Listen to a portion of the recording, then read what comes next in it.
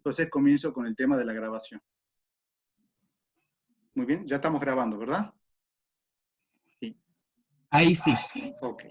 Eh, bueno, buenas tardes a todos y todas, todes en todo caso.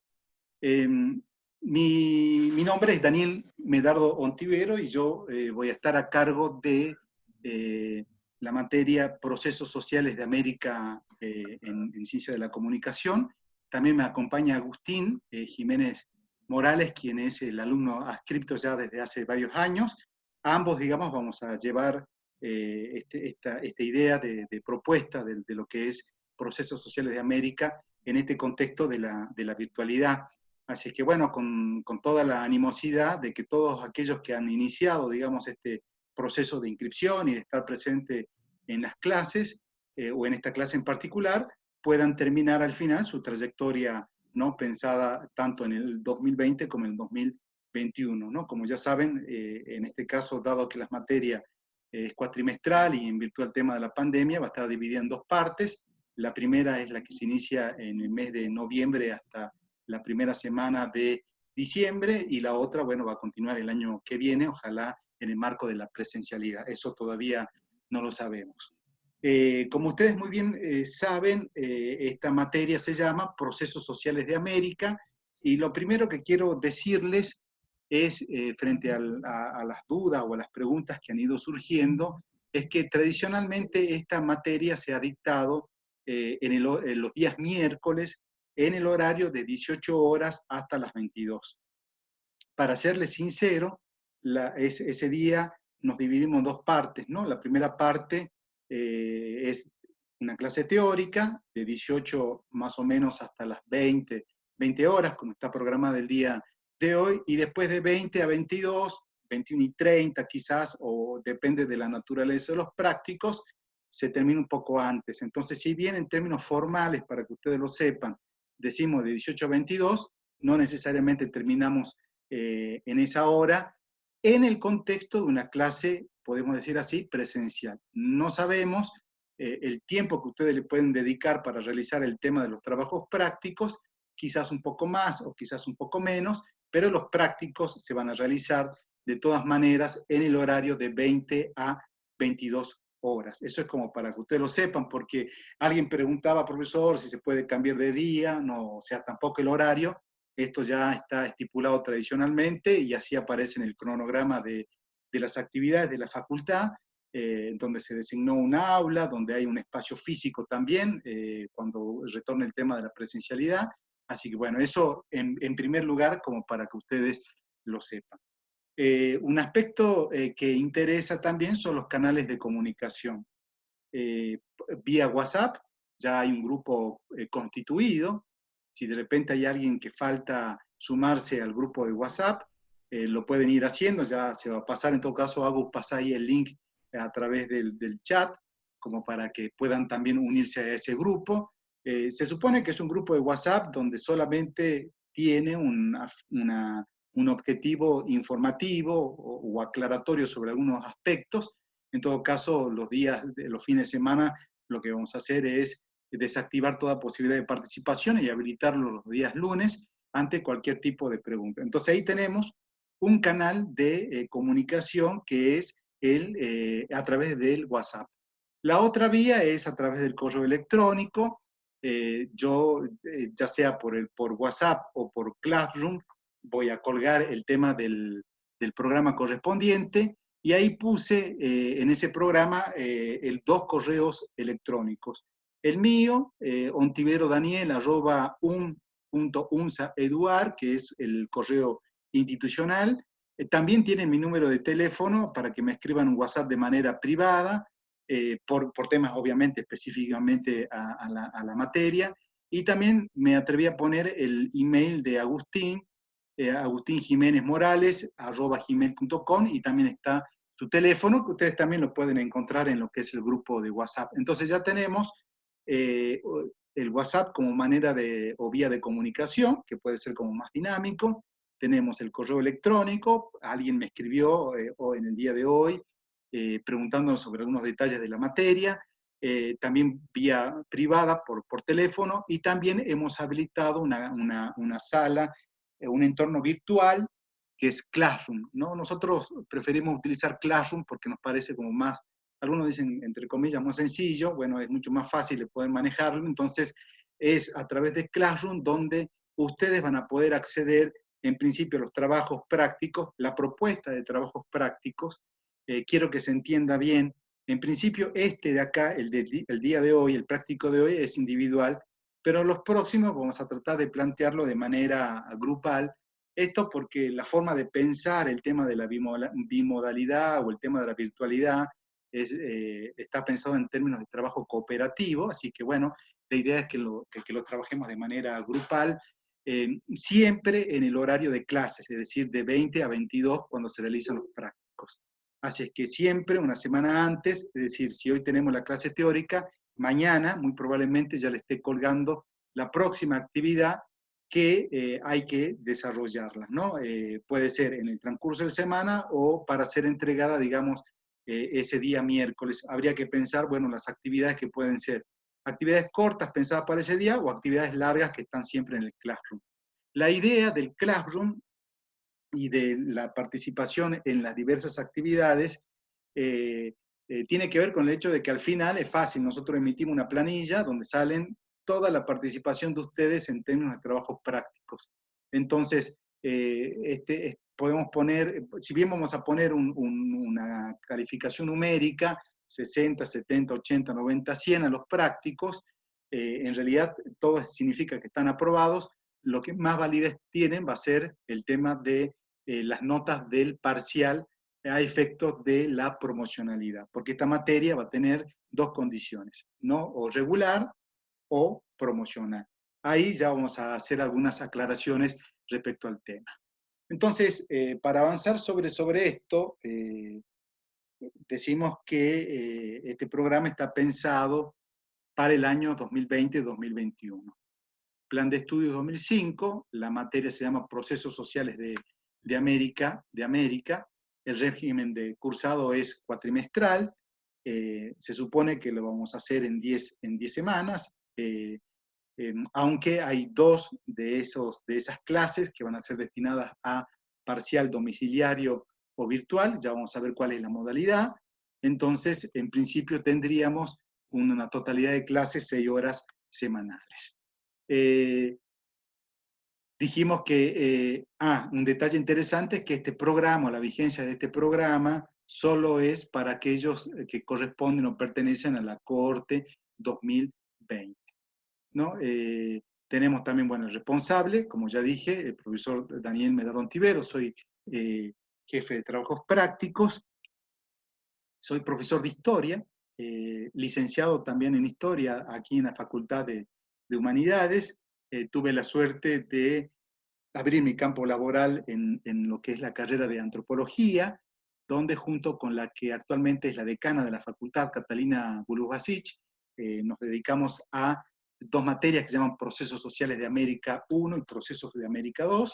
En ese proceso o en esa trayectoria formativa de cuando estaba trabajando en antropología, se abre la carrera de ciencia de la comunicación y ahí también se establece la posibilidad de dictar una materia que se llama Procesos Sociales de América. Entonces, en ese rol inicial de auxiliar de primera, fui acompañando a Catalina Bulubasic durante estos años, hasta que, bueno, el año pasado ella logró acceder al cargo de decana, y bueno, y me dejó la responsabilidad de manejar la cátedra en mi rol de jefe de trabajo práctico, ¿no? En alguna oportunidad hice mi maestría en el Centro Bartolomé de las Casas, en Cusco. Es una certificación otorgada por la Claxo Ecuador. Mi tesis giraba en torno en aquel momento al periodo colonial. Y hace 2 años me he recibido de doctor en Humanidades en la Universidad Nacional de Tucumán, en la Facultad de Filosofía y Letras, y trabajé temáticas vinculadas con el siglo XIX, y actualmente estoy haciendo un ciclo de postdoctorado en la Universidad Nacional de Jujuy, ¿no? Eso digamos como para que ustedes lo tengan en cuenta. Vivo en Cerrillos, y nada, ese es un aspecto que puede interesar de repente. Agustín, ¿te animas a presentarte, por favor? Hola, ¿ahí se me escucha? Sí, perfecto. Buenísimo, gracias Daniel. Bueno, para presentarme básicamente, yo estudié comunicación, bueno, sigo siendo compañero de ustedes, estoy esperando la defensa de la tesis, sí, vengo trabajando sobre narrativa transmedia, que es una propuesta que estamos teniendo en la cátedra desde el 2016, que formo parte. Bueno, también soy profe en otros espacios y en la facultad, así que bueno, y trabajo desde el 2016, sí, 2016 con Daniel. Así que bueno, muy contento también de acompañarlo y seguir trabajando en conjunto con Daniel, que hemos preparado muchas actividades para ustedes. Y cualquier duda que tengan, no duden en escribirnos por WhatsApp, ¿sí?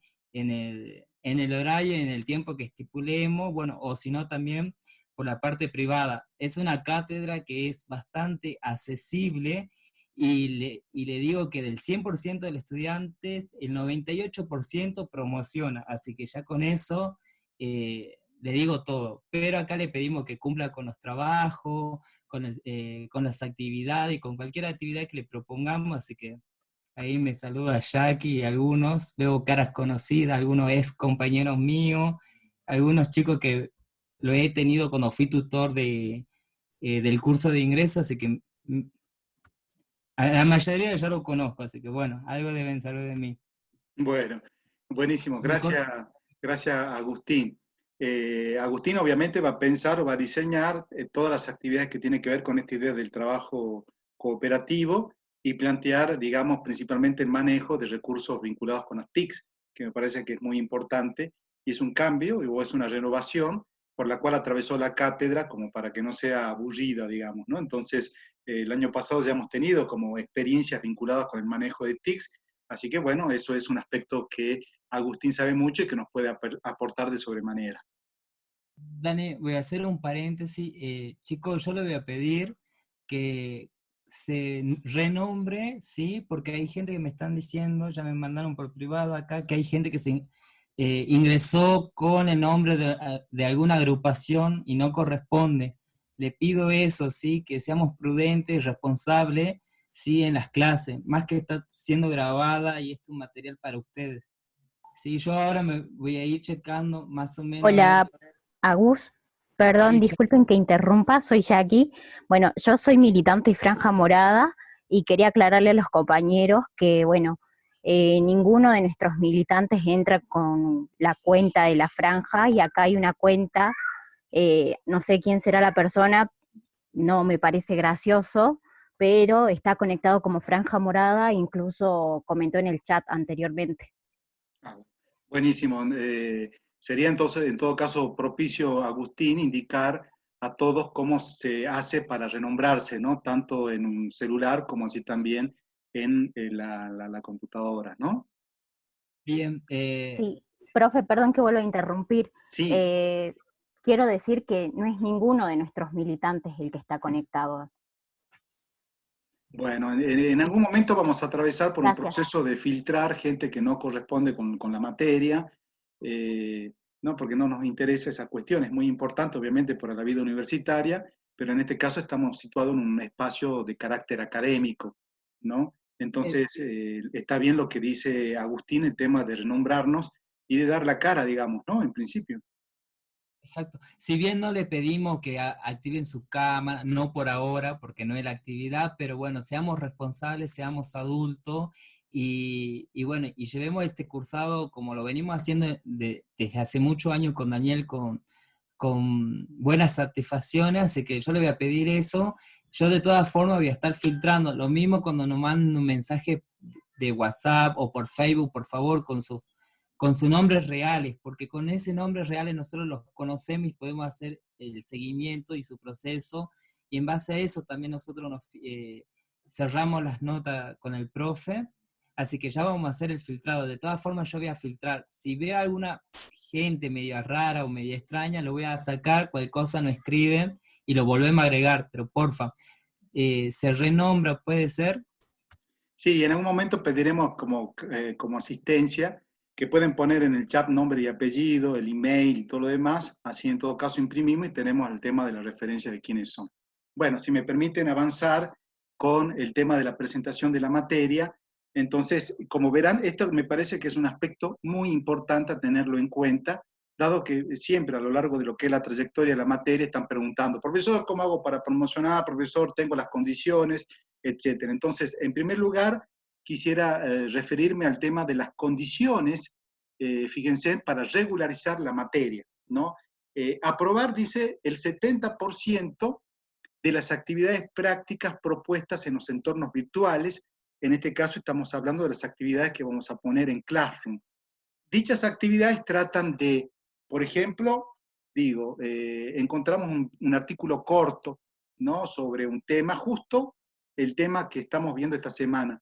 Entonces, lo que vamos a publicar es ese artículo periodístico, por ejemplo, y vamos a pedirles como actividad que ustedes realicen un breve comentario sobre ese artículo, ¿no? Estoy pensando como una posibilidad. Otro, de repente en la clase, podría ser hoy, por ejemplo, que además de la actividad que tienen que hacer, les pongamos que deben completar un cuestionario, ¿no? Quizá eso sería interesante hacerlo hoy, ¿no? Es decir, en base a mi teórico, utilizar algunos aspectos que pueden servir para ser respondido en un formulario Google, por ejemplo, al finalizar la clase. Una actividad también que nos resulta interesante son las videoconferencias, es decir, reunirse en grupos de 4 o 3 personas y realizar la presentación al estilo de una videoconferencia sobre un tema determinado, por ejemplo, la exposición de temas centrales a través de PowerPoint, no necesariamente en estas clases, sino deben ser publicadas, por ejemplo, Prezi, realizar un podcast, el año pasado surgió esa posibilidad también, sobre un tema de elección, el desarrollo de ensayos de interpretación, por ejemplo, entre otros. Es decir, que desde el punto de vista de las estrategias didácticas, hay una diversidad, digamos, que podemos encontrar en el camino y que quizá la podemos plasmar en lo que es el Classroom. Es decir, aquel que desee regularizar la materia debe aprobar el 70% de esas actividades. Obviamente que todas las actividades tienen su recuperatorio, así es que si no han logrado cumplir con las expectativas del práctico en su tiempo, lo podrán hacer en la medida en que nosotros los habilitemos. Y hay que aprobar dos parciales de modalidad virtual o domiciliarios, todos con su recuperación, con nota igual o superior a 4 o a 6, depende de lo que después fijemos con Agustín, pero en principio lo formal es una nota de 4, ¿no? Como para que ustedes lo tengan en cuenta. Con respecto al tema de las condiciones para promocionar la asignatura, hay que aprobar, a diferencia del anterior, un 80% de las actividades prácticas propuestas en los entornos virtuales. Y dichas actividades tratan lo mismo que lo que había definido anteriormente. La aprobación de 2 parciales, fíjense, con modalidad virtual o domiciliarios, todo con recuperación, nota mínima un 6, ¿no? Y la aprobación de un coloquio final grupal de carácter virtual, ¿no? Eso sería, digamos, en principio, las condiciones para, en este caso, promocionar la asignatura. Pienso que el primer parcial sería en el mes de diciembre, en la última semana de diciembre, como para que ustedes lo vayan agendando y como para que ustedes vayan viendo cuál es su rendimiento respecto al tema de la materia. Dado que no hay correlatividad, digamos, eso en principio nos trae un gran problema a nosotros porque abre la posibilidad de que muchos puedan hacer la materia oportunamente, así que les pido por favor que lo hagamos de manera ordenada, no me gustan los conflictos bajo ninguna circunstancia, y tratemos de buscar, o en todo caso junto con Agustín, trataremos de buscar la mejor manera de poder darle solución a cada uno de sus inconvenientes, ¿no? O de sus problemas en términos personales. Alguien me dice, profesor, me dice, trabajo justo ese día, trabajo justo a esa hora, pero en el práctico puedo estar. Buenísimo, la clase va a quedar grabada para aquel que de repente no pudo ingresar oportunamente, pero siempre digo, ¿no? Las clases sirven de como orientadoras respecto a los temas que se van a ir tratando oportunamente, como por ejemplo la clase de hoy, que va a tratar específicamente sobre el tema de la etnohistoria y vamos a reflexionar sobre esa temática. Entonces, la calificación numérica final para obtener la promoción está, esto es por reglamento, está comprendida entre 7 y 10, ¿no? En particular.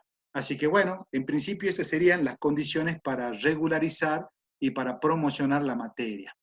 Hay alumnos libres también que se presentan generalmente, no somos muy exigentes en pedirles monografías, nada por el estilo, pero sí en esta ocasión vamos a pedir que tengan un conocimiento total de la bibliografía del programa. Entonces, la condición de libre dice, se refiere a aquellos estudiantes que no hayan cumplido con las condiciones establecidas para regularizar la materia. Los alumnos libres rendirán en las mismas condiciones que los alumnos regulares, sin tener que presentar monografía en otro tipo de requerimiento académico, salvo la lectura de la bibliografía del programa, la totalidad, ¿no? Porque de repente hay alguien que es regular, digo, bueno, quedó justo regular al final porque no promocionó, entonces, bueno, se acerca y me dice, profesor, quedó regular. Bueno, les tomaré a ese alumno regular los textos que hemos abordado durante el trayecto.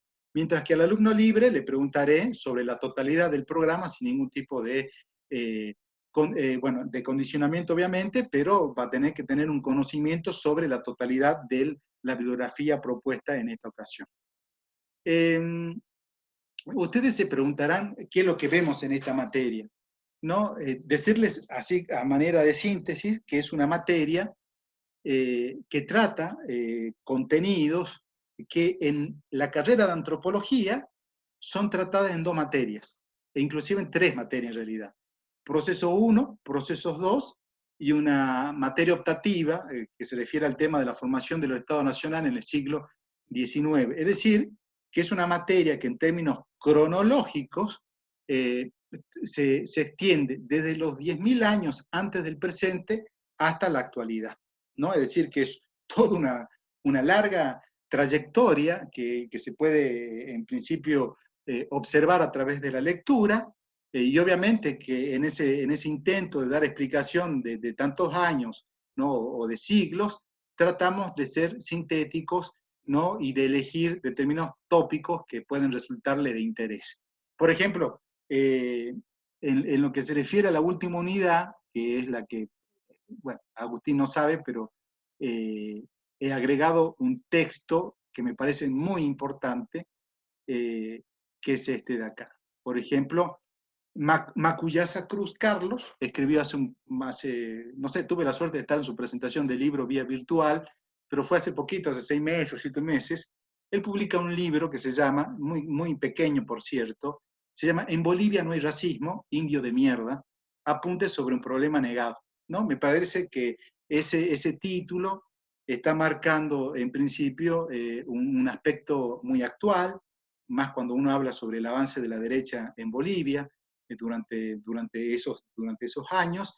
Entonces, es decir, en la última unidad, que es el tema 5, lo que hacemos es observar a las comunidades indígenas en la actualidad y tratamos de hacer un avance sobre determinado tipo de problemáticas. Entonces, en el caso de Bolivia me parecía como muy importante la incorporación de este texto.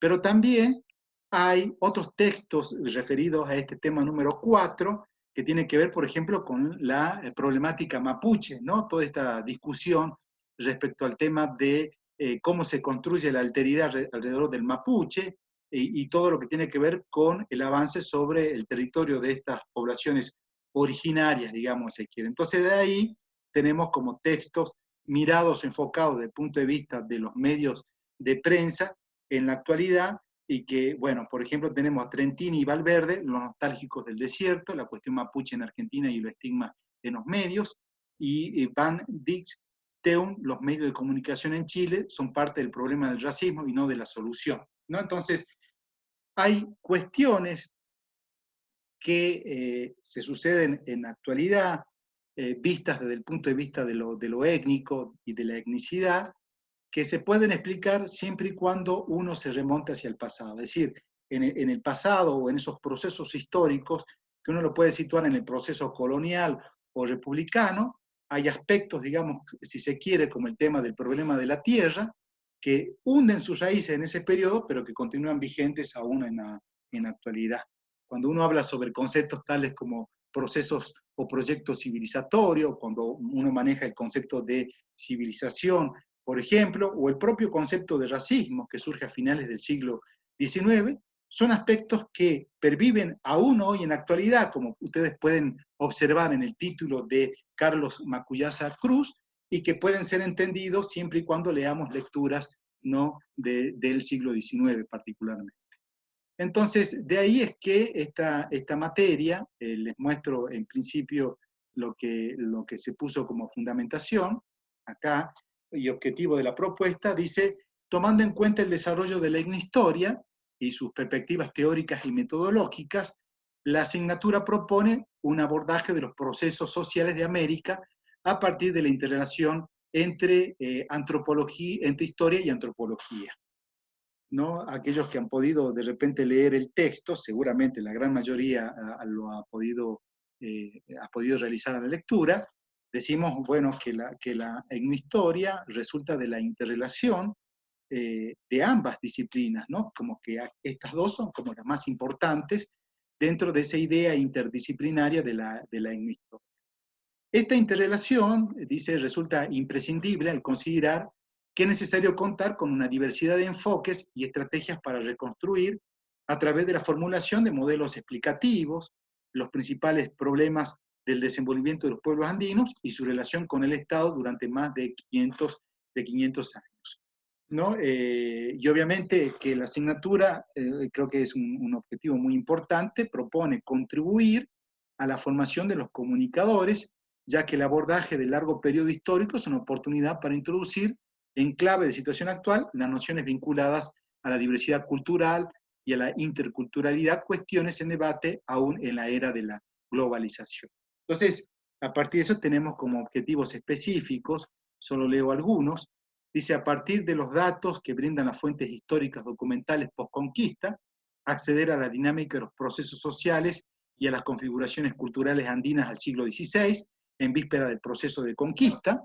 Ello nos va a hacer o nos va a permitir que analicemos algunos aspectos de la estructura del Estado incaico, por ejemplo, a partir del tratamiento de algunos conceptos que son como muy importantes, por ejemplo, los principios relacionados con la reciprocidad y redistribución, entre otros aspectos, ¿no?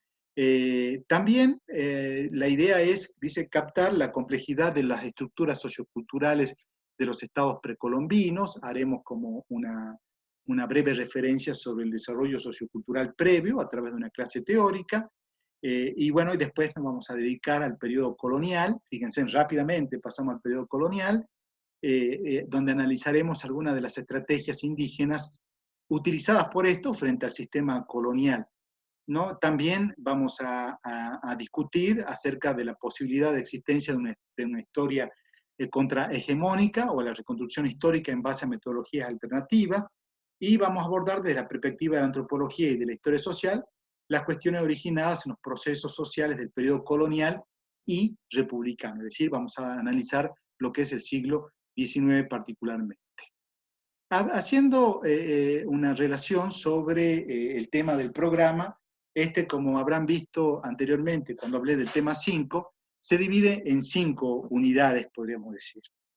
El tema 1 se denomina la etnohistoria, la perspectiva interdisciplinaria.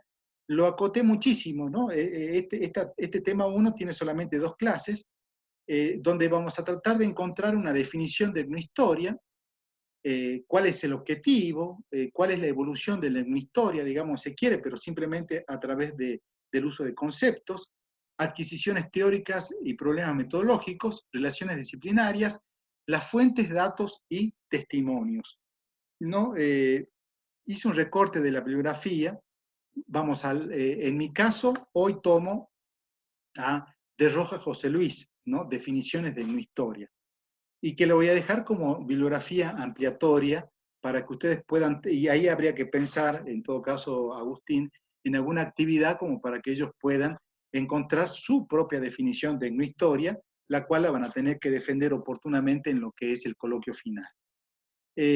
La próxima semana habrá que leer el texto de Frank Salomo, Crónica de lo Imposible, notas sobre 3 historiadores indígenas peruanos, y el que tenían que leer para hoy, por ejemplo, es Daniel Santamaría, un texto del 85, la historia, la etnohistoria, una sugerencia de los antropólogos.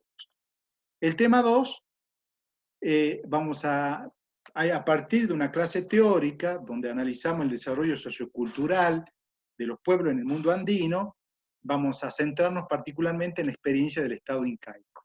Entonces, vamos a analizar la estructura económica e interacción social, principios como reciprocidad y redistribución, la producción en el mundo incaico, la propiedad, el tributo, y algunas cuestiones de organización sociopolítica como dualismo, cuatripartición y tripartición, como así también la organización decimal. Ahí hay que leer textos como Cook o Koch, el Ayllu, la sociedad andina, un texto que incorporé para esta ocasión, porque es muy completo, de alguien que ya murió hace un par de años, Ana María Rostorowski. Fíjense, en este caso se llama Redes Económicas del Estado Inca, el ruego y la dádiva, y por último tenemos el texto de Nathan Bastel, un texto clásico que se maneja en la materia.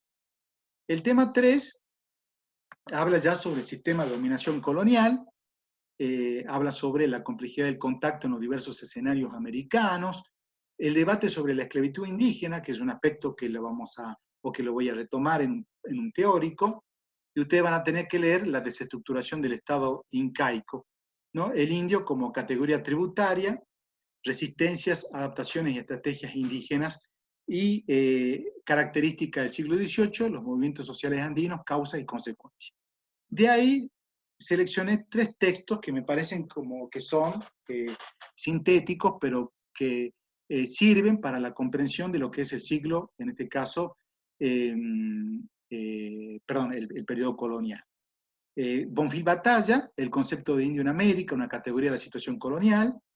El texto de Serunikov Sergio, un especialista en lo que se refiere a las rebeliones que se dan en los Andes meridionales a finales del siglo XVIII, repensando lo andino en el siglo XVIII, y un texto de Nathan Bastel, se llama La desestructuración, ¿no? Y el tema 4, ya tratamos el siglo XIX, fíjense, no tenemos mucho tiempo para eso, antecedentes ideológicos de los movimientos independentistas, la República sin indios, participación de los indígenas en el proceso de construcción del Estado Nacional, proceso civilizatorio, la invención del problema indígena, el costo del progreso. Ustedes saben que la instalación de un proyecto civilizatorio o esta idea de la modernidad, en definitiva, trae un costo, ¿no? En particular para las comunidades indígenas de determinados estados nacionales que son los que van perdiendo sus territorios, ¿no? Las políticas de Estado en relación al indígena a finales del siglo XIX van a ser distintas, ¿no? Cuando uno analiza el caso de Chile, el caso de Argentina o el caso de Estados Unidos, inclusive el caso de México, hablamos de estados que han avanzado sobre territorio indígena, expropiándolos e inclusive aplicando políticas de carácter genocida. Mientras que cuando uno habla sobre Bolivia o el caso de Perú o el caso del Ecuador, su política, si bien tienden a insertar al indígena en un proyecto civilizatorio que siempre está mirando hacia el occidente o hacia Europa o hacia Estados Unidos, la manera de incorporarlo, obviamente de carácter violento, será a través de la educación, entre otros aspectos, ¿no? Entonces, es bien interesante ver ese aspecto de cómo se plantea en América y en los Andes meridionales esos procesos civilizatorios que tienen mucho de tinte darwinista social, es muy racista, obviamente, es muy racista, y segregacionista de la diferencia cultural. Me gusta mucho el siglo XIX y espero que ustedes también, porque sirve mucho para comprender el Estado nacional en la actualidad, ¿no? Y marcar la diferencia dentro de lo que es la globalización, digamos, se quiere, y el por qué los Estados nacionales frente a la globalización pierden sus nociones de frontera, entre otras cuestiones.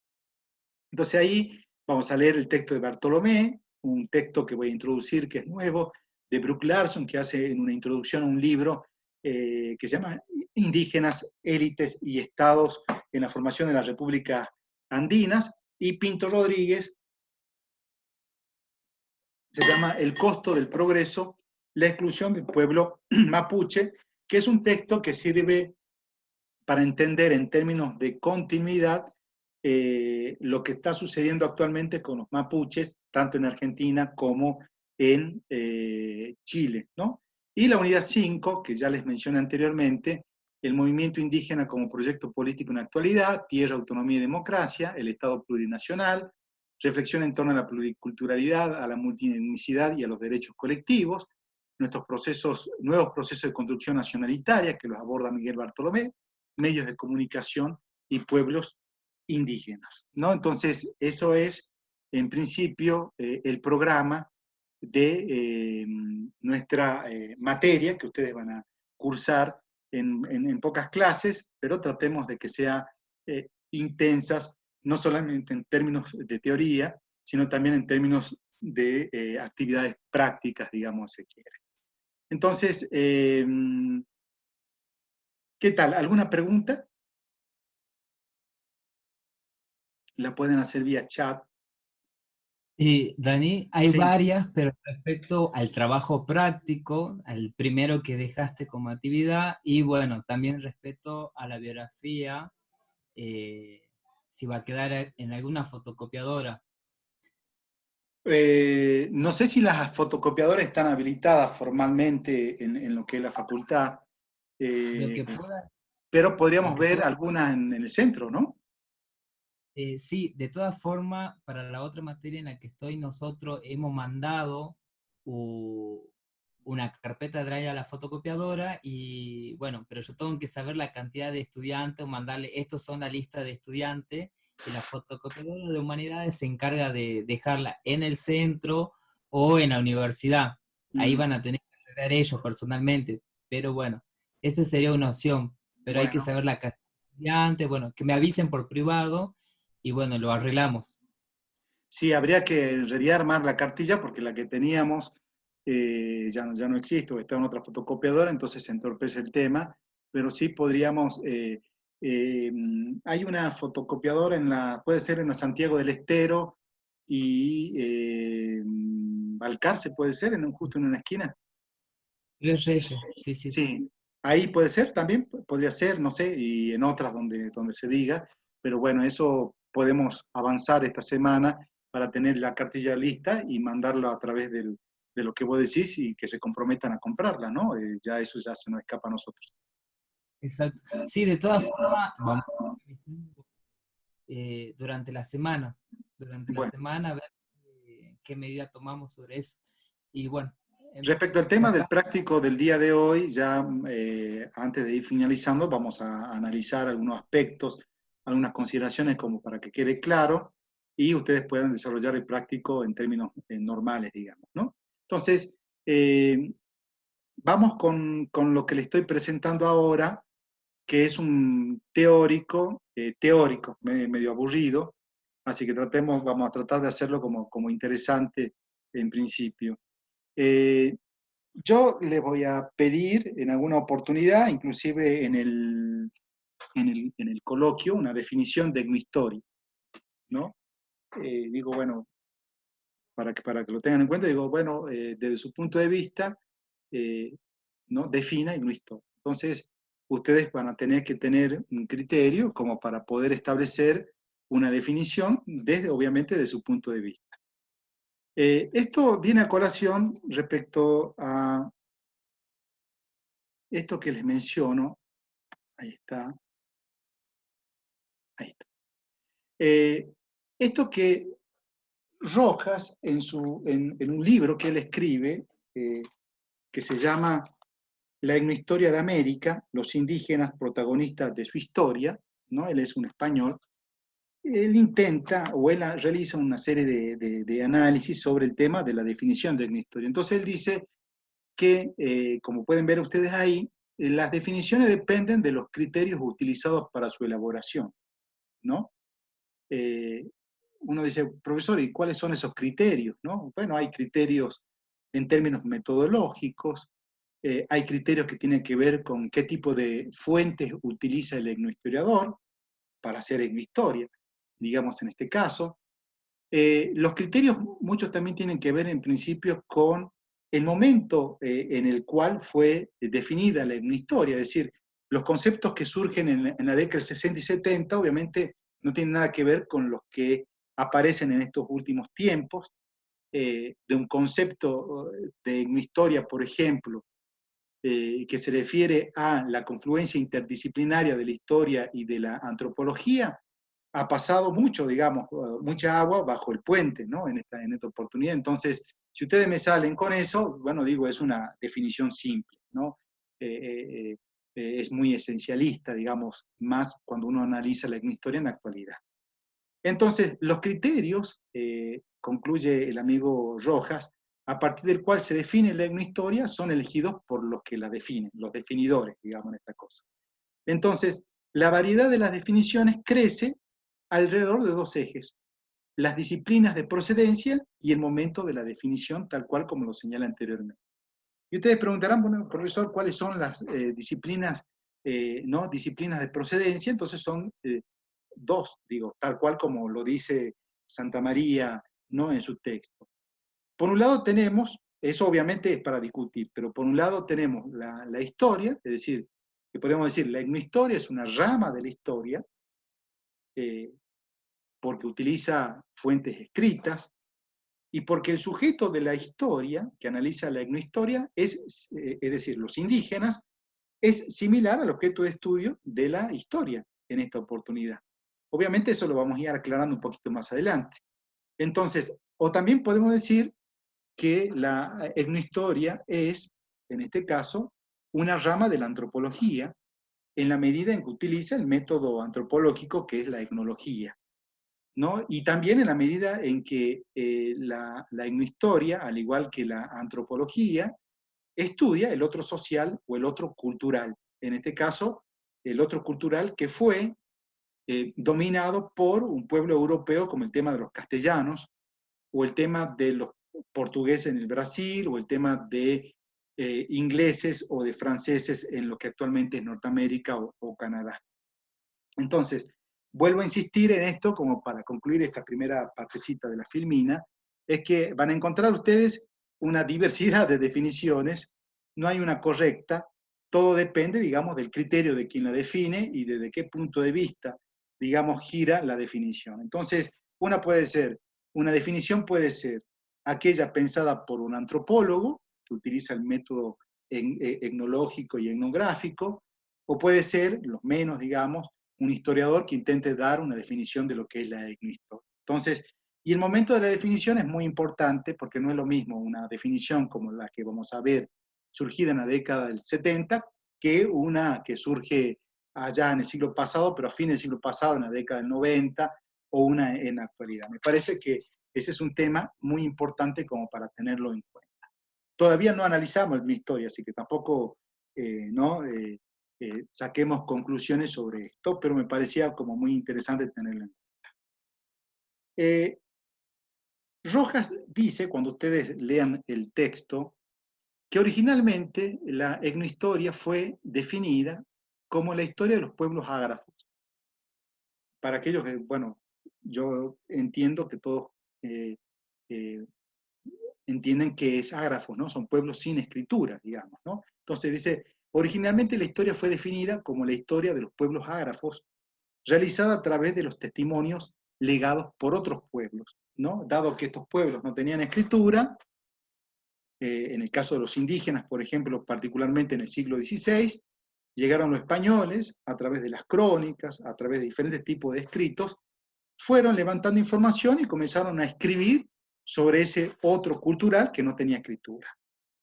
Este es un detalle bien interesante, en principio, que hay que dejar de lado, hay que despojarnos de esa idea de que eran pueblos ágrafos o sin escritura, porque en realidad sí tenían escritura, digamos, ¿no? Obviamente no la escritura del castellano o del portugués, sino en realidad tenían otras formas de comunicación, ¿no? A través de glifos, por ejemplo, en el caso de los mayas, por ejemplo, o a través de los famosos códices, en el caso de los aztecas, como veremos la semana que viene, o a través, por ejemplo, en el mundo andino, había formas de comunicarse a través de técnicas, a través de la técnica que uno llama como los quipus, por ejemplo, o a través de símbolos que aparecen muy claramente en los tejidos, en los textiles, ¿no? Es decir, no es que no tenían escritura, ¿no? En particular, sino que habían formas de comunicación distintas a las del mundo occidental.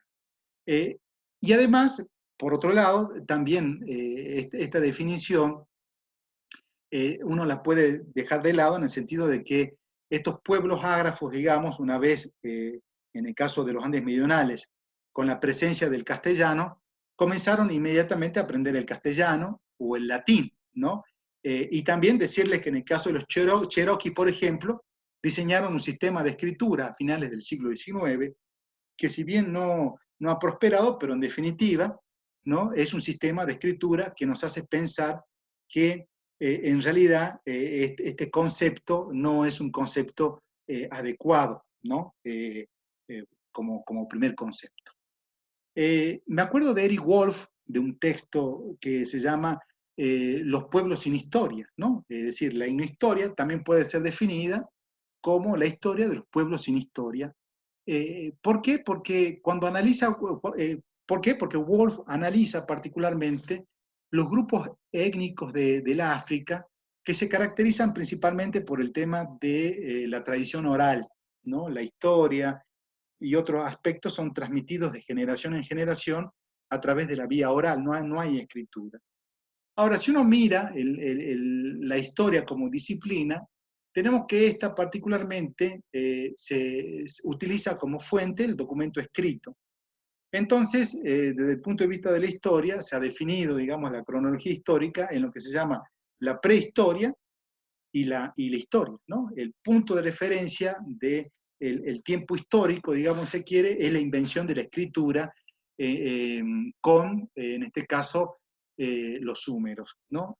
Entonces, y la prehistoria, en todo caso, está más como dedicada a la disciplina arqueológica, ¿no? Y los historiadores dicen, no, en eso no nos metemos porque no tenemos fuentes documentales, entonces eso es prehistórico, digamos, si quiere. Entonces, en esta oportunidad también esa forma de decir, son la gente sin historia, ¿no? Está asociada, digamos, al tema de que no generan ningún tipo de documento escrito, se basan en la tradición oral, pero como todos ya lo sabemos, en realidad, no es que no tengan historia, en realidad sí la tienen, y tenían en todo caso sus formas propias de relatar su propia historia en particular. Ahora, que los occidentales no la quieran ver, es otra cuestión, ¿no? Me parece un detalle bien interesante cuando uno analiza el tema del descubrimiento de América, ¿no? Uno dice, bueno, ahora se llama, no el 12 de octubre, el Día de la Diversidad, pero antes se llamaba el Día de la Raza, ¿no? Y en todo caso uno se maneja con el criterio de decir, bueno, el 12 de octubre de 1492, el descubrimiento de América. Bueno, es un concepto, por lo pronto, que niega, en principio nadie a nosotros nos descubre, ¿no? No es que nosotros hayamos comenzado desde cero cuando llegaron los europeos. En realidad tenemos una larga trayectoria sociocultural previa, ¿no? Que la vamos a ver a través de dos clases en particular. Entonces, por eso de ahí es que esto va a quedar desvirtuado en tanto definición.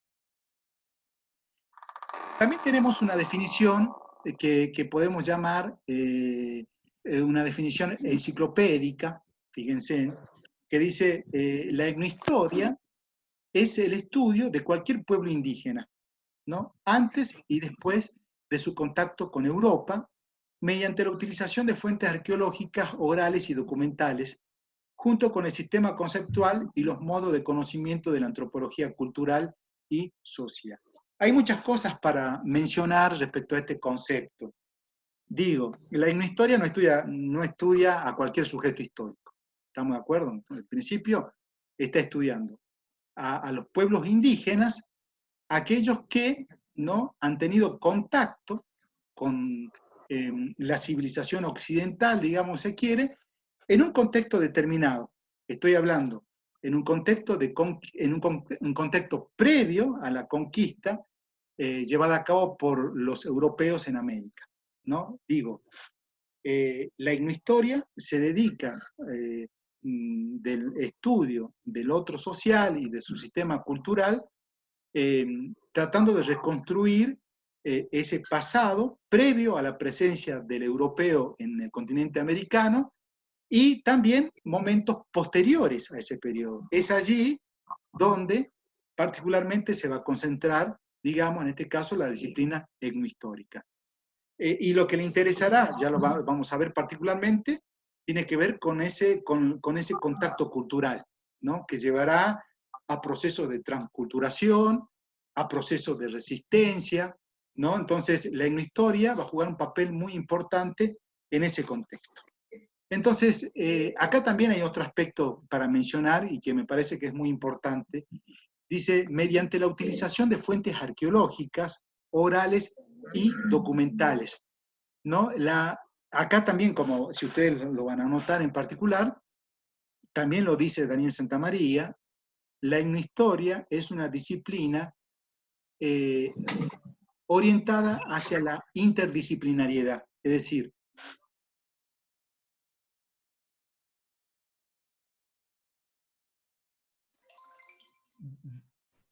Profe, ¿podés activar tu micrófono? Profe Daniel, activa tu micrófono. Y chicos, ahí no está. prendan los micrófonos, por favor. Sí, listo.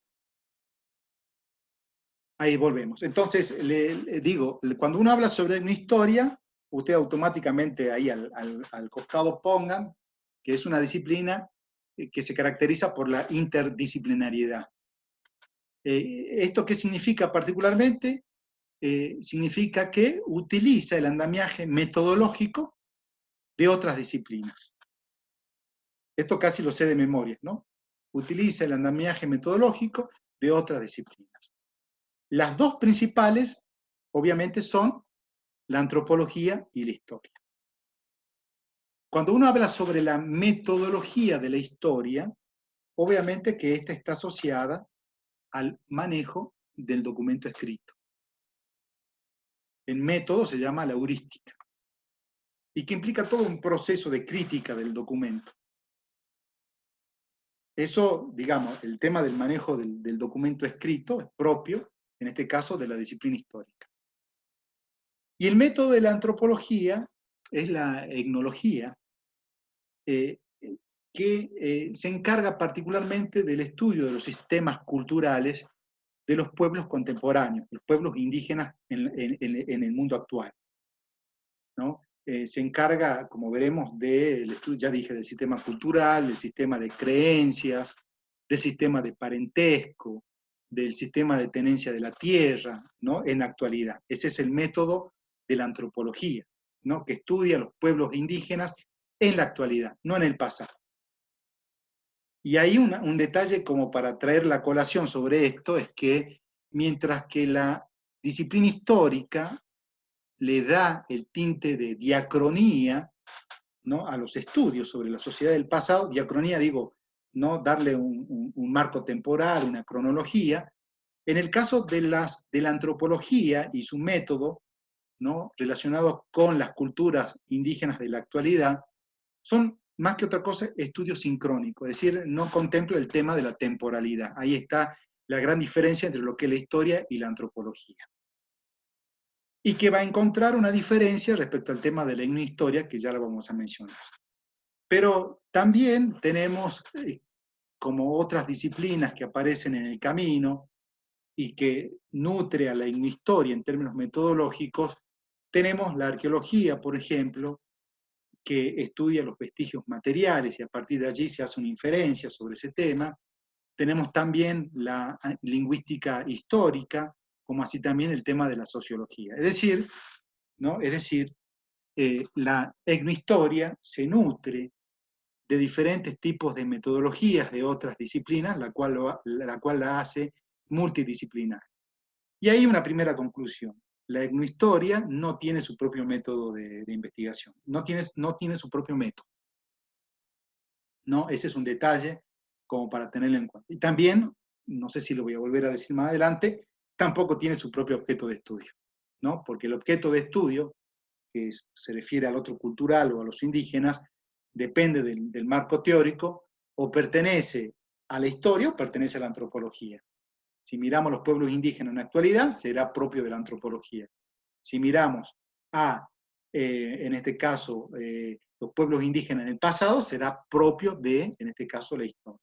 Entonces, creo que es como tajante decir entonces que la etnohistoria no tiene su objeto de estudio, no tiene un objeto de estudio propio, ni tampoco tiene una metodología, ¿no? Entonces, de ahí dice, junto con el sistema conceptual y los modos de conocimiento de la antropología cultural y social. Esta es una definición que surge en 1975. Es una definición que podríamos decir que es enciclopédica. Surgen otras definiciones, ¿no? Vamos a analizar algunas más. Carmack dice, sería fácilmente reconocido que la historia sociológica de los antropólogos sociales británicos es similar a lo que es llamado etnohistoria en los Estados Unidos. Acá lo que interesa de esta frase es que la etnohistoria surge en la década del 50, en los Estados Unidos particularmente, hay mucho interés por el estudio de los grupos étnicos, digamos, de ese país en particular, surgen como diferentes tipos de asociaciones vinculadas con el mundo de la etnohistoria, como así también publicaciones muy conocidas, digamos, en este caso.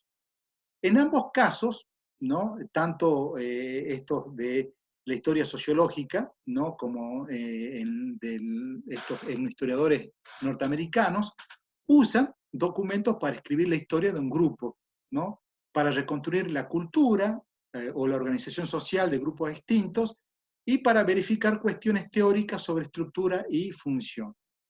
Un detalle acá que quiero que quede bien en claro, y para ello vamos a retomar el texto de Santa María, quien a su vez retoma un texto de John Murray, es la definición de lo que John Murray entiende, en este caso por etnohistoria, ¿no? Dice el amigo Santa María que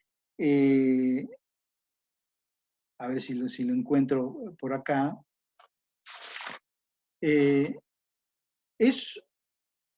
la etnohistoria es una relectura etnológica de fuentes escritas, ¿no? Es una relectura etnológica de fuentes escritas.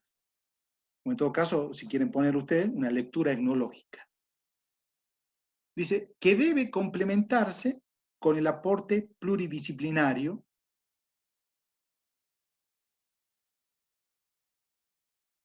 ¿no? de diferentes disciplinas. Cuando hablo sobre esta idea de lectura o relectura etnológica, digo lo siguiente, para que usted lo tenga en cuenta. La etnohistoria utiliza las mismas fuentes escritas que el historiador.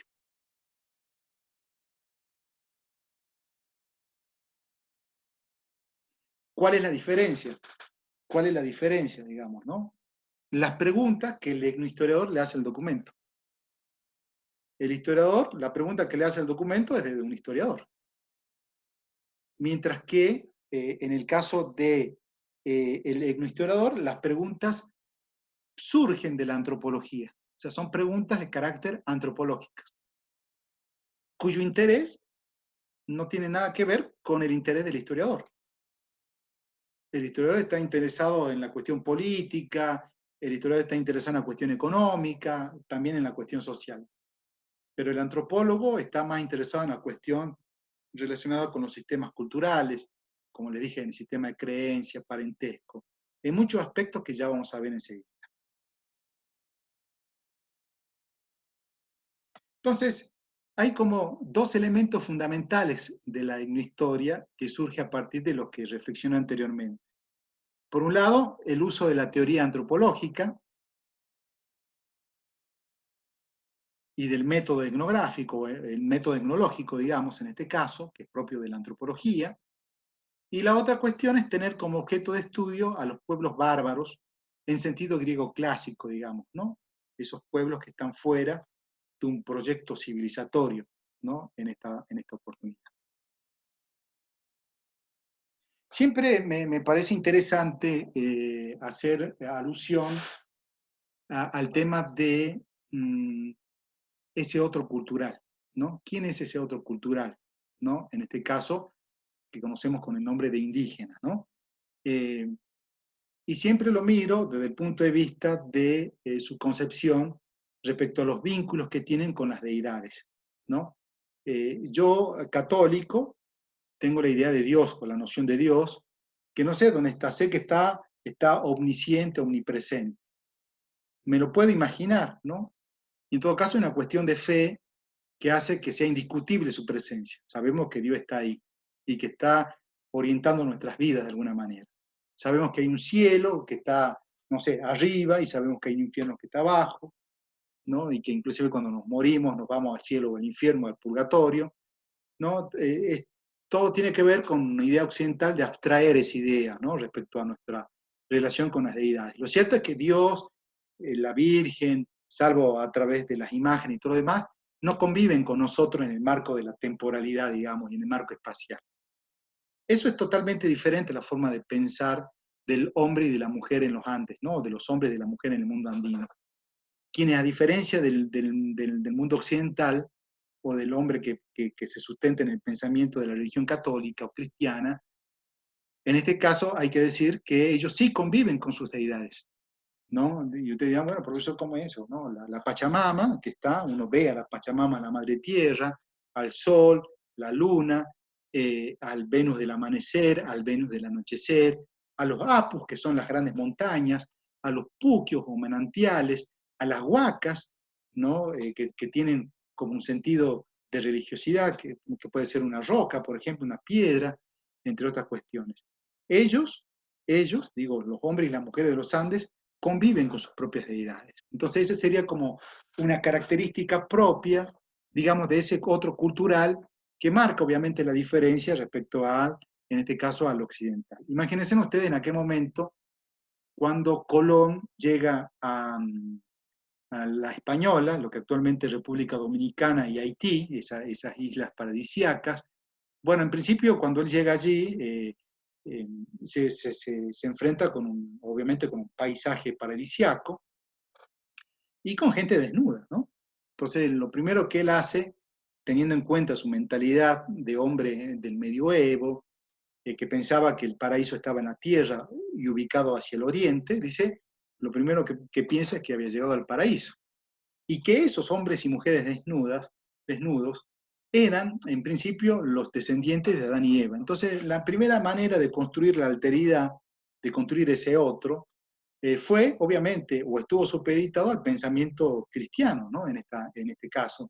Entonces, genera una alteridad vinculada con lo edénico, ¿no? Entonces, estos indios, o estos seres, que por lo pronto había que definir qué eran, carecían, entre otras cuestiones, desde su punto de vista, por ejemplo, de un sistema de creencias, eran inocentes, adaníticos, perdón, y hay un aspecto también para agregar ahí que es bien interesante, es que no tenían entre otras cuestiones, gobierno, a pesar de que sí lo tenían, y tampoco tenían noción de propiedad privada, ¿no?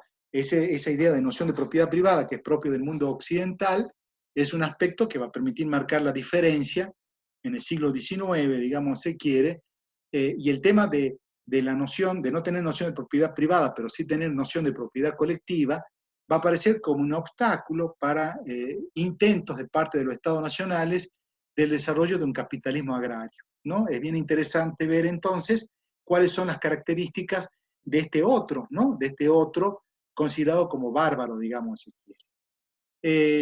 Obviamente que esa manera de construir la alteridad, la cuestión religiosa juega un papel muy importante porque estos indios parecen como indios paganos, ¿no? Es decir, que desconocen en principio la idea de Dios, del Dios cristiano, ¿no? Y entonces sirve mucho para justificar, en principio, el avance de los europeos sobre territorio, en este caso, indígena. Entonces, todo esto, simplemente para decirles que estos dos elementos fundamentales de la etnohistoria, que son los que nosotros analizamos en esta oportunidad. Axtell, otra definición de 1979, dice: la etnohistoria es esencialmente el uso de métodos y materiales históricos y etnológicos, como ya les mencioné anteriormente, para obtener conocimiento de la naturaleza y causas del cambio en una cultura por conceptos y categorías etnológicas, ¿no? Eso sería, digamos, el concepto utilizado por Axtell, pero haciendo relación al tema de la metodología. En 1998, una definición mucho más cerca, habla sobre, esto es bien interesante y ya les mencioné anteriormente, la etnohistoria es un campo, dice, interdisciplinario, ¿no? Que estudia el comportamiento humano en el pasado, digo, en este caso, en ese contexto del contacto cultural con el mundo europeo, y está caracterizado, dice, por depender, en primer lugar, de documentos, escritos, obviamente, ¿no? Son esos documentos que van a surgir en tiempos del contacto cultural, ¿no? De parte de los europeos, ¿no? Cuando uno habla de documentos, como veremos en la clase que viene, hablamos, entre otras cuestiones, de las crónicas, ¿no? Hay crónicas, es decir, toda hueste conquistadora que arribaba al territorio americano y que tenía como propósito la conquista territorial, llevaba formalmente un cronista, es decir, un cronista era aquel que relevaba información paso a paso de lo que iba sucediendo. Entonces, surgen, por ejemplo, las primeras crónicas son las crónicas del descubrimiento, se llaman así. Entonces, el fulano va relatando y dice, bueno, cuando llega al Valle de Salta, dice, encontramos un valle frondoso, rodeado de, en este caso, de montañas y de cerros, hay fuentes de agua, y así va relatando. Dice, en el mismo lugar está habitado por pueblos. Dice, bueno, pueden ser pueblos belicosos, ¿no? Bárbaros. Entonces, ese cronista va generando, a través de su escrito, un discurso que permite la construcción de una alteridad, obviamente negativa, ¿no? Pueblos bárbaros, sin noción de propiedad, ¿no? ¿Qué otra cosa? Caníbales, ¿no? Sin noción de una religión, etcétera, ¿no? Entonces, los documentos escritos son muy importantes tenerlos en cuenta por parte del historiador, del etnohistoriador, para cuando reconstruye el pasado de diferentes grupos étnicos, ¿no? Hablo de crónicas, hablo de visitas, que son fuentes administrativas, hablo de memoriales, que son escritas por los curacas, por ejemplo. La naturaleza de las fuentes pueden ser escritas por españoles, escritas por los propios indígenas. Pueden haber curas que, a partir de la recolección de la tradición oral, escribió por parte de los propios indígenas. Es decir, contamos con una diversidad, los códices aztecas, por ejemplo, es decir, se cuenta con una diversidad de documentos escritos que sirven para reconstruir ese momento del contacto cultural, ¿no? También, fíjense, depende del uso de datos de otras fuentes cuando la hay disponible. Hablo de lectura de quipus, hablo de la lectura de los símbolos que aparecen en los textiles, de los códices, de los glifos, es decir, que contamos con otras fuentes de los relatos o tradiciones orales. Yo les cuento una que me parece bien interesante. Hay un mito que se llama el mito del Incarri, ¿no? El mito del Incarri tiene como, es un mito que aún hoy es un relato que se va, se te va transmitiendo de generación en generación. Es un mito que une dos muertes, ¿no? La muerte de Atahualpa, ustedes saben que fue el último, en este caso, Inca, que fue asesinado por, en este caso, Francisco Pizarro. Él muere con lo que se llama la muerte del garrote. Él muere, en este caso, estrangulado, ¿no? Una cuerda, ¿no? Y hay un torniquete que se va dando vuelta y eso lo termina matando, digamos, por asfixia. Y después tenemos que en 1572, en virtud de una experiencia de resistencia que se llama Estado Neoinca de Vilcabamba, un funcionario de la corona, Francisco de Toledo, que manda a fundar la ciudad de Salta, por ejemplo, y cuya una de las avenidas principales de Salta se llamaba Francisco de Toledo, captura a uno de los últimos líderes de lo que se llama el Estado Neoinca de Vilcabamba, que es Tupac Amaru I. Y a él, la forma de matarlo es cortándole la cabeza, ¿no? Le cortan en realidad no solamente la cabeza, sino hay un proceso de desmembramiento de cada una de sus partes, las cuales son distribuidas en todos esos lugares donde hubo foco de resistencia, obviamente para generar temor. Entonces, el mito del Incarri dice lo siguiente, ¿no? Que el cuerpo de Atahualpa, desmembrado, ¿no? Entre comillas, ustedes saben que él no fue desmembrado, sino quien fuera desmembrado fue Tupac Amaru, dice, en la actualidad está como tirando raíces, ¿no? En la búsqueda de cada una de sus partes desmembradas. Y el día que esas partes se reencuentren, va a ser el tiempo del Pachacuti, que significa, en términos utópicos, la vuelta del Inca, ¿no? Es bien interesante ese relato y cómo en términos de mentalidades, digamos, se quiere, va entremezclando situaciones históricas, pero que perviven aún hoy en la actualidad. Y eso muy bien sirve como una fuente de carácter etnohistórico. Entonces, la definición de Barber y Verdon habla entonces de esta disciplina de carácter interdisciplinario, digamos, se quiere, y del uso del documento escrito principalmente. Entonces, el tratar sobre culturas en contacto es para los autores uno de los puntos específicos de la etnohistoria en la actualidad, ¿no? Digo, cuando uno habla del contacto es ese choque que en términos culturales se da entre el mundo europeo, que arriba, digamos, América, con, en este caso, los grupos étnicos en América, que a propósito, la América en aquel momento, antes del contacto, se caracterizaba por una diversidad cultural. Si nos retomamos alguna idea del secundario, tenemos que hay experiencias estatales, tales como la de los aztecas, como también la de los incas. Hay señoríos, es decir, grupos étnicos que no están organizados en estados, pero sí en pequeños señoríos.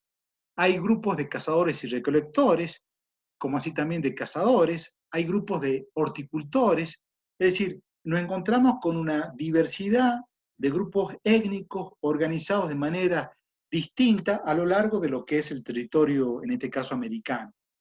Desde las estepas norteamericanas, cuyos grupos étnicos, Sioux, por ejemplo, se dedicaban a la cacería de bisontes, hasta las culturas del desierto, digamos, se quiere, del territorio, en este caso mexicano, del norte de México, al imperio azteca, o el grupo de ciudades-estados mayas, o del grupo de horticultores asentados en el Caribe, como así también en la Amazonía, donde surgen los guaraníes, por ejemplo, que provienen de este grupo étnico arawak, por ejemplo, los incas, o los calchaquíes, digamos, se quiere, que eran señoríos autónomos e independientes en los valles calchaquíes, hasta, si uno quiere mencionar, mapuches en lo que es el territorio de la Patagonia, que han convivido con otros grupos étnicos como, por ejemplo, por decirle, los pampas o los huarpes. Es decir, no sé, o también, si ustedes quieren, cazadores y recolectores de la región chaquense. Es decir,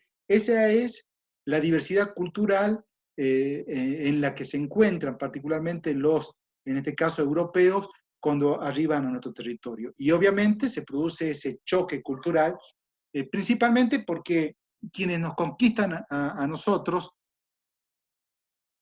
los castellanos, son totalmente intolerantes hacia lo que es la diferencia. Y esa intolerancia está justificada porque hablamos de, en este caso, una civilización que está atravesando por una instancia de la modernidad, ¿no? Que es un discurso hegemónico basado en idea del progreso, ¿no? Recuerden, no sé, bueno, digo, cuando hablamos sobre los castellanos, sobre el reino de Castilla, hablamos que es un reino que había expulsado a judíos y a moros,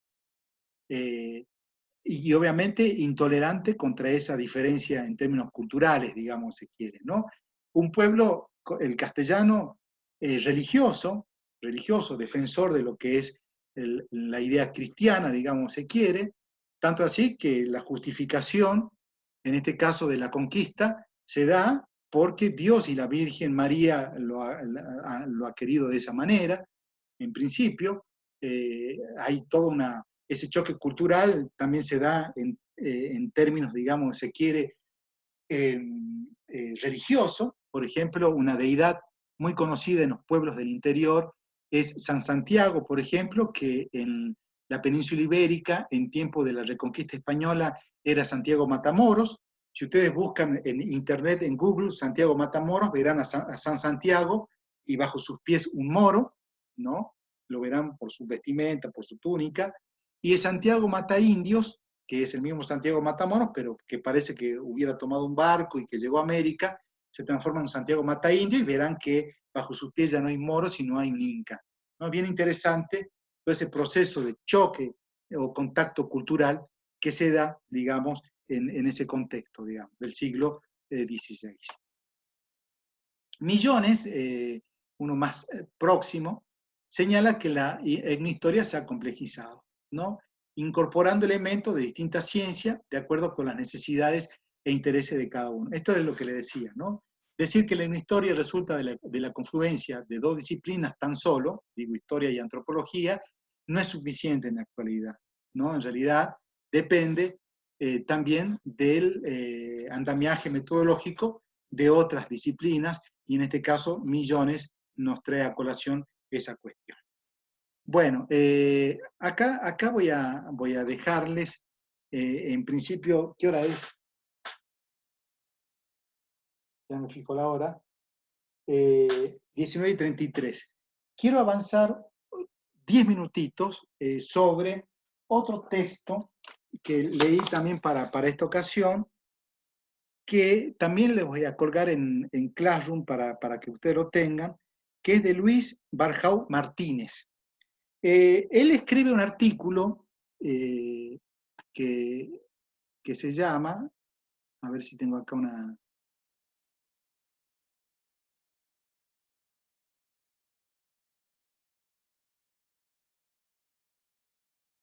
A ver, me esperan un ratito.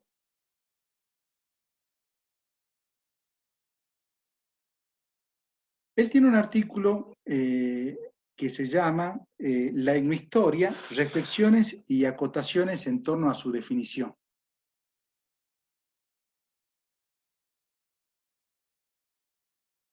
Estoy tratando de ver si...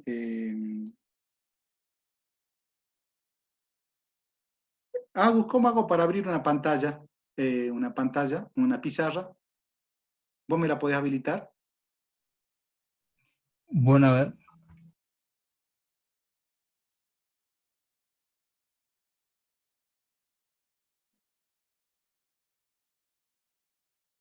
En la parte de arriba se supone que hay... A ver si esto...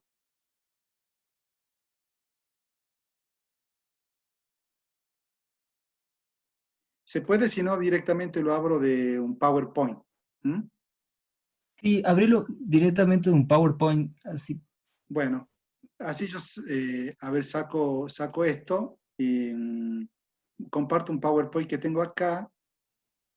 Si no te dice la opción compartir pantalla Ahí y está. te da la opción Ahí está, ¿no? varias. Ahí. Sí, sí. Sí, sí. Sí, entonces acá quiero como anotar algunas cuestiones. Bueno, esto, anoté algunas cuestiones acá como para que ustedes lo tengan como síntesis. Fíjense, la etnohistoria, en principio, como ya les dije, se basa en documentos escritos, ¿no? También pueden utilizar otro tipo de fuentes, obviamente, ¿no? Por ejemplo, aquellas de carácter arqueológicas, ¿no? Nutriéndose, obviamente, de la metodología de la arqueología. Tal cual como lo dice el amigo Santamaría, se trata de la lectura etnológica de documentos escritos, ¿no? Es decir, la etnohistoria analiza los mismos documentos que de repente hace o analiza el etnohistoriador, pero la diferencia está en las preguntas que le realiza, en este caso, a ese tipo de fuentes documentales. Y las preguntas, obviamente, tienen un carácter más antropológico, y ya vamos a ver sobre qué giran en torno a esas preguntas. Se encuentra, dice Santamaría también, equidistante entre las disciplinas más importantes, es decir, de la historia y de la antropología, ¿no? En este caso. Podemos decir otro elemento que también se sale del texto de Santamaría, no tiene un objeto de estudio propio, ¿no? Sino que ese objeto puede ser de la historia o de la antropología en particular. Posibilita, ya les dije anteriormente, una relectura de los textos históricos. Acá hay una discusión interesante, ¿no? Que también lo tiene en cuenta Santamaría. ¿Es una técnica de la historia o es una técnica de la antropología? Y en realidad la manera de poder definir etnohistoria es que es una disciplina, ¿no? Independiente, en este caso, de la antropología y de la historia. Creo que en un primer punto del texto de Santamaría lo analiza muy claramente, ¿no? Si ustedes miran ese texto de Santamaría, cuando él dice la etnohistoria como disciplina independiente, él en uno de los puntos, en la página 466, él dice, si me permiten leer esta parte, bueno, él hace todo un análisis en principio del tema de la cultura, ¿no? Dice, si el concepto de cultura se asocia a la transformación inteligente de bienes naturales en recursos, la invención de técnicas y útiles y la formación gradual de sistemas sociales de producción que diseñan una superestructura ideológica, es innegable que todos los pueblos han creado cultura, ¿no? Eso es muy importante tenerlo en cuenta, y desvirtuando esta idea de que son pueblos sin historia, son pueblos sin cultura o son pueblos árabe. De todas maneras, tal cual como lo señala el amigo Santamaría, son pueblos que han generado generadores de cultura, obviamente una cultura totalmente diferente a la occidental. Entonces, en este caso dice, como este proceso de creación y recreación cultural es fundamentalmente diacrónico, es decir, se da a través del tiempo y apela formalmente a mecanismos de formalidad, mecanismos de complejidad creciente, toda cultura particular es histórica y la historia debe abarcarlas a todas por igual. Esto haciendo relación al tema de la historia como disciplina. Entonces acá está bien interesante lo que dice, ¿no? Dice, pero además, la evolución de las ciencias humanas, que borra la diferencia entre historia y antropología, descubriendo sus relevantes rasgos comunes, y resaltando solo la preeminencia del enfoque según los rasgos manifiestos del grupo estudiado, parecerían invalidar la utilidad del nuevo concepto de etnohistoria, ¿no? En efecto, dice, la historia suele reconstruir el pasado examinando manifestaciones conscientes y explícitas, mientras que la antropología busca desentrañar los fundamentos inconscientes e implícitos de las culturas con más frecuencia indocumentados. Y él dice entonces una pregunta, ¿no? Porque cada uno de estos tópicos que ustedes tienen que leer lo deja siempre abierto, ¿no? Y entonces él dice, ¿cuál es entonces el campo epistemológico de la historia? De la etnohistoria, perdón. Y él dice, como disciplina autónoma, carece de objeto propio. ¿Por qué? Porque el objeto es propio, puede ser propio de la historia como de la antropología. Pero lo que es más grave, dice, ofrece un horizonte de límites imprecisos que vendría a confirmar indirectamente la separación entre historia y antropología. Es decir, es como difícil poder marcar un límite disciplinario entre la historia y la antropología cuando uno habla sobre la etnohistoria particularmente. Entonces, acá dice, la etnohistoria ¿tiene método propio? La respuesta es no, porque utiliza el método propio de la historia, utiliza el método de la antropología, utiliza el método de la arqueología, utiliza el método de la lingüística, entre otros. Y lo que interesa respecto al otro cultural, que si bien es el mismo otro que analiza la historia, pero de otra perspectiva, está situado en un contexto de conquista y de colonización. Es decir, la etnohistoria, para algunos, digamos, etnohistoriadores, está abocado a la reconstrucción del pasado de ese otro cultural antes de la llegada de los castellanos, en el caso de los Andes meridionales, hasta la reforma del virrey Toledo en 1570. Y hay otros que hablan que el tema de la etnohistoria abarcaría un periodo más amplio que va inclusive hasta el siglo XIX e inclusive hasta la actualidad. Y esto va a depender principalmente de, en el caso, la perspectiva del etnohistoriador. Para terminar, Barjón Martínez, ¿no? habla sobre, sobre los ítems concretos que estudia esta disciplina, ¿no? Creo que un aspecto ya para finalizar. La etnohistoria se dedica al análisis más esmerado de las fuentes, ¿no? Y en ese sentido la historia juega un papel fundamental en lo que se refiere al tema de la crítica de las fuentes. Es decir, ¿quién escribe las fuentes? ¿Es un soldado? ¿Es un cura? ¿Es un funcionario? ¿Con qué objeto escribe la fuente? ¿Para justificar? ¿Para dar explicaciones a la corona? ¿En qué contexto se escribe la fuente? ¿Se escribe al principio, cuando se van descubriendo territorios? ¿Se escribe después, cuando el sistema colonial está consolidado? ¿Quién escribe esa fuente? ¿Le escribe a alguien que estuvo realmente en esa situación de conquista? ¿Le escribe a alguien que de a oído escribe su propia relación, como ha pasado muchas veces? En esta ocasión se habla de plagio en muchas oportunidades. ¿Le escribe un clérigo que, recolectando tradición oral, habla por los propios indígenas? Entonces, fíjense ustedes entonces a qué se refiere cuando uno habla sobre que uno de los ítems, ¿no? Concretos que estudia la etnohistoria es el análisis más esmerado de las fuentes. Búsqueda B, la búsqueda de documentación nueva de las primeras décadas de la colonia, referente a tributos, tierras y caciques. John Murray, que es un antropólogo, un etnohistoriador en realidad, descubre, además de las crónicas, otro tipo de fuentes de características fiscales, como por ejemplo las visitas, ¿no? Creo que las menciona, hay un par de visitas que las menciona Daniel Santa María, que son las visitas de García Díez de San Miguel, ¿no? Y las visitas de Toledo, en este caso. Entonces, aún no se acabó la posibilidad de existencia de fuentes etnohistóricas. Hay muchas todavía por describir y por sacarle, obviamente, provecho, ¿no? En esta oportunidad. Lo que sucede es que la etnohistoria, también hay que decir, se dedica principalmente, en virtud de la confluencia de fuentes, a escribir sobre los grupos étnicos que están en las partes centrales, ¿no? Recientemente estuve formando parte de una charla sobre etnohistoria, por ejemplo, en Santa Cruz de la Sierra, ¿no? Hablando de la chiquitanía particularmente, en donde un alemán hablaba sobre la cuestión etnohistórica utilizando diferentes tipos de fuentes diferentes a las que uno puede encontrar, ¿no? En las áreas centrales.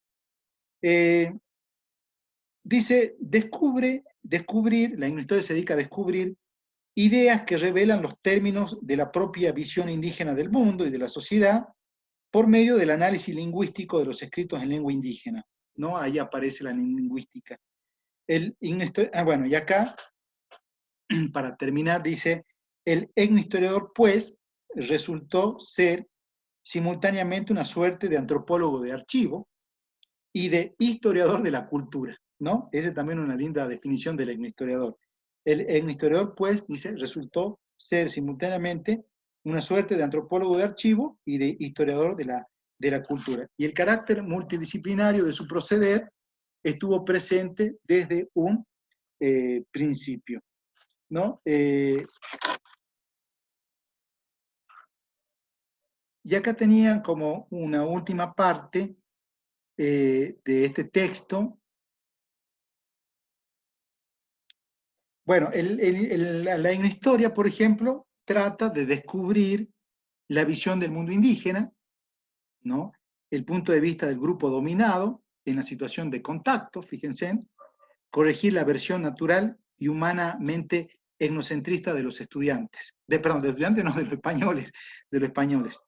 Las fuentes para el etnohistoriador, fíjense, describen las técnicas agrícolas, la construcción de viviendas, la confección de tejidos, la producción de alimentos, variedad y proporción en la dieta, importancia alimentaria y social, organización económica, instituciones como el mercado, fiestas, localización de grupos indígenas y demografía, personalidad del indio, localización geográfica, números de habitantes, lengua, productos, centros ceremoniales y distribución de la población, en relación con ello, diversidad de lenguas, etcétera, asuntos que no se pueden inferir en una sola visión de la arqueología. Y por último, se hace alusión al tema de que la etnohistoria es una etnografía del indio en el periodo colonial, como así también puede ser en el periodo republicano. Y la etnohistoria, por lo tanto, para terminar, no solo, dice el autor, es simplemente la historia de pueblos no occidentales, es más bien la descripción etnológica de dichos pueblos mediante documentos escritos que hablan de su pasado, en efecto muchas veces posible mediante la escritura alfabética aportada por Occidente, más obviamente el auxilio de la arqueología, de la lingüística, de la iconografía y de muchas otras disciplinas, métodos y técnicas de la investigación. Entonces, quería terminar con eso, con esto, cuando hablamos sobre la etnohistoria, ¿no? En particular. A ver, quiero buscarle una pequeña, si me permiten, una pequeña, una imagen.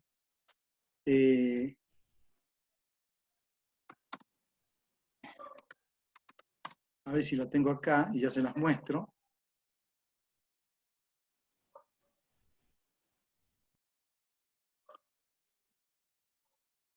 Acá la encontré.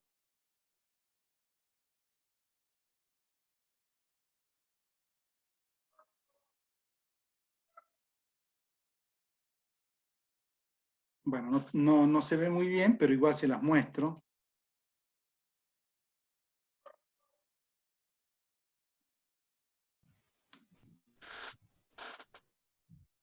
Bueno, acá fíjense,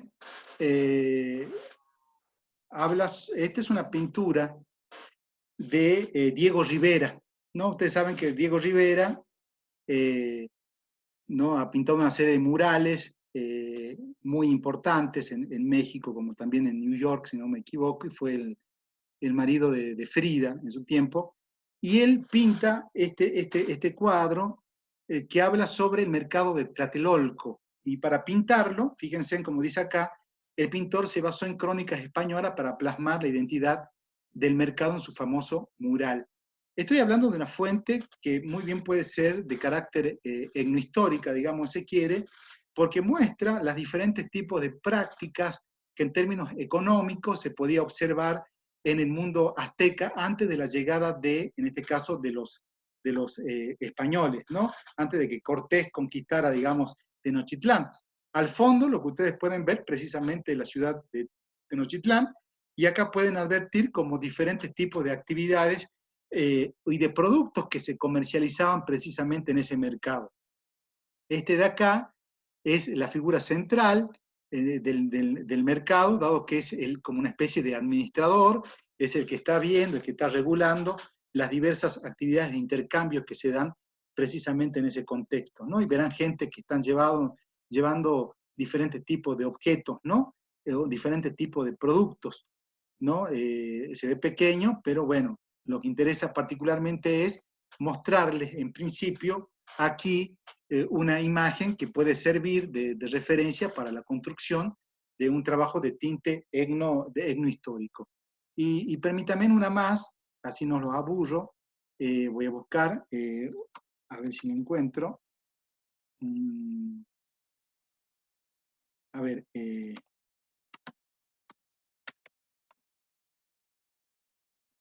así no lo aburro ya con la última.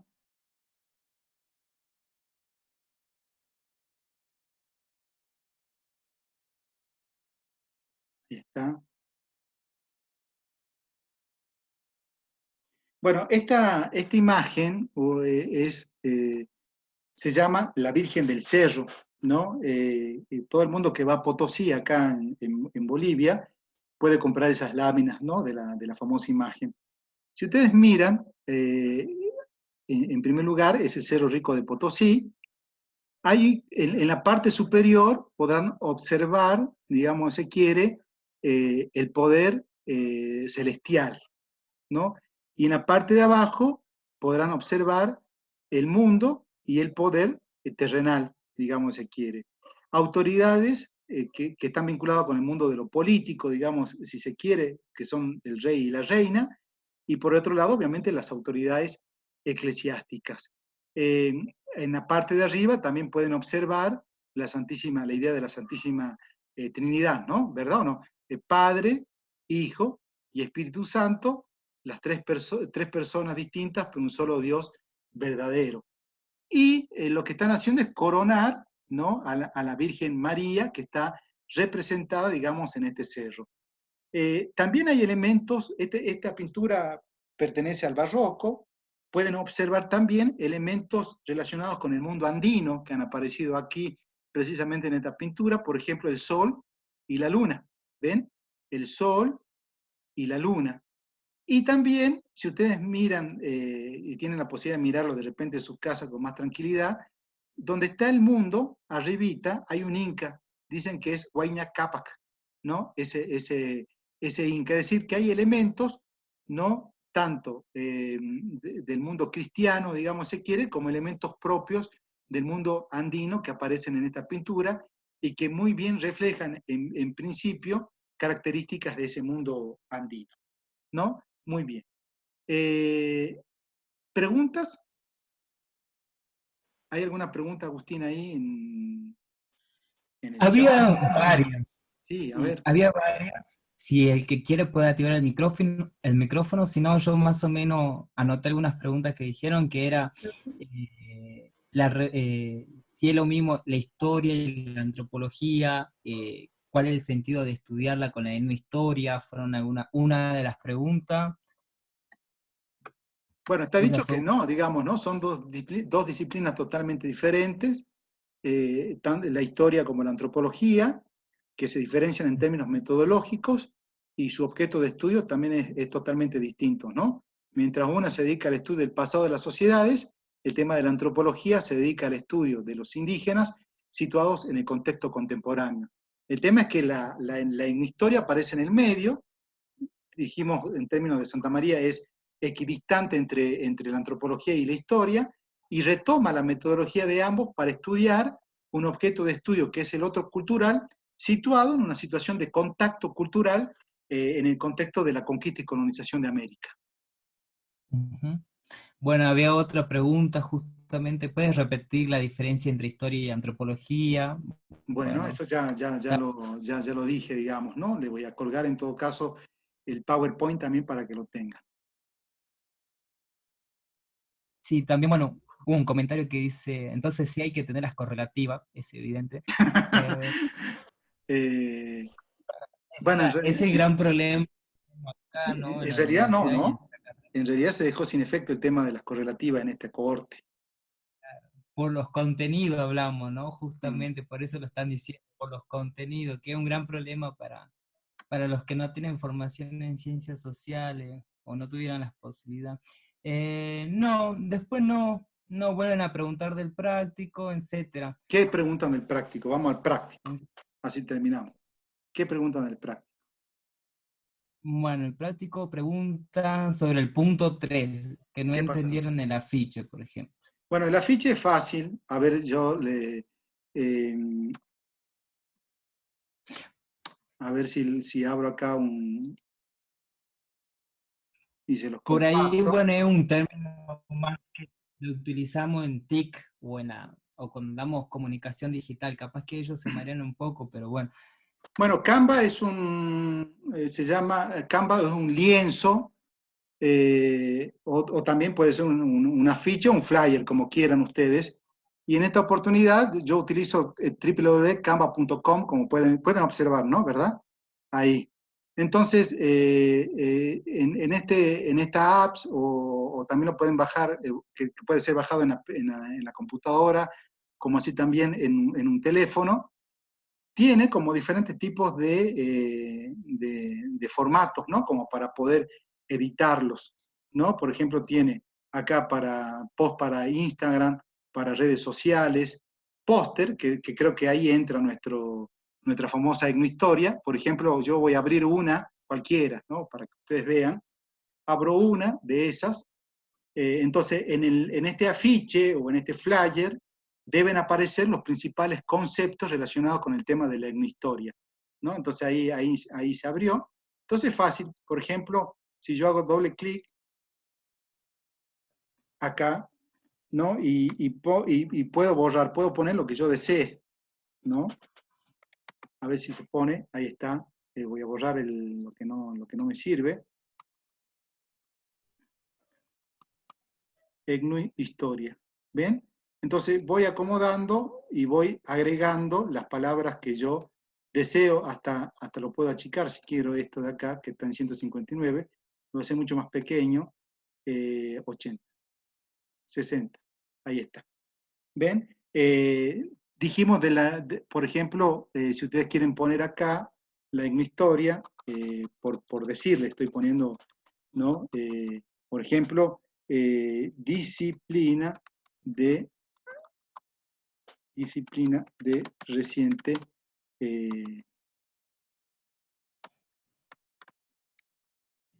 formación, ¿no? Digo, en el fondo se pueden poner imágenes, pero la idea es que en ese flyer o en ese afiche, uno al leerlo pueda, en principio, tener una noción de lo que significa, en este caso, la etnohistoria. Y obviamente tienen la posibilidad de poder compartirla y la posibilidad de poder descargarla, ¿no? En esta oportunidad. Entonces ahí está, ¿no? Entonces canva.com, no sé si hay otras maneras de trabajar esto aparte de Canva, pero ahí tienen una de las opciones, ¿no? Entonces el punto 3 se refiere a eso. Nosotros, para aclararle, Dani, nosotros siempre le proponemos una herramienta o un recurso digital. Si ellos conocen otros, que la utilicen. Uh-huh. La idea es Sí. que no se vayan de la consigna, eso siempre lo aclaramos.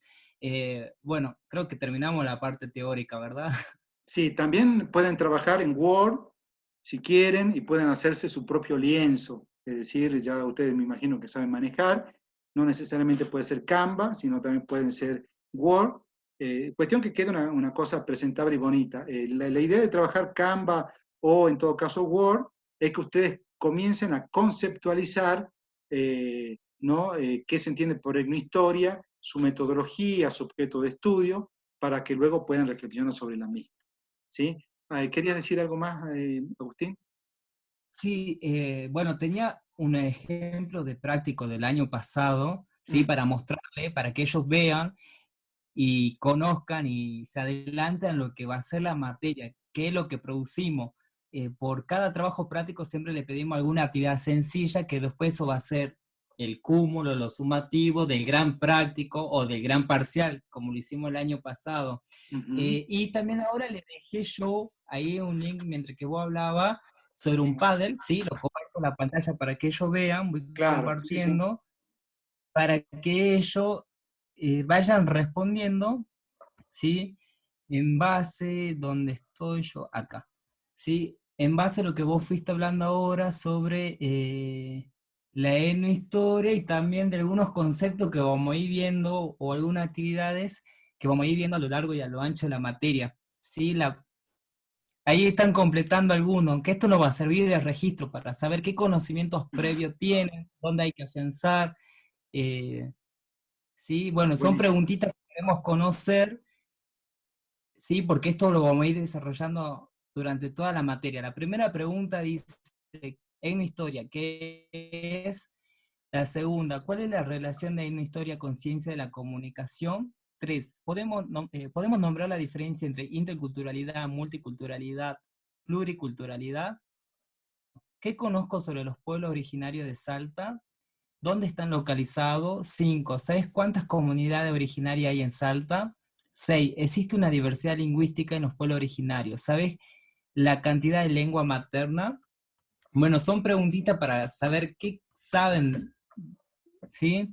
Sobre los pueblos originarios, ya que la materia se versa sobre esa temática, esa problemática hoy actualmente. Bueno, y para ver qué fueron rescatando de lo que dijo el profe, sobre todo, ¿no? Sobre la primera parte.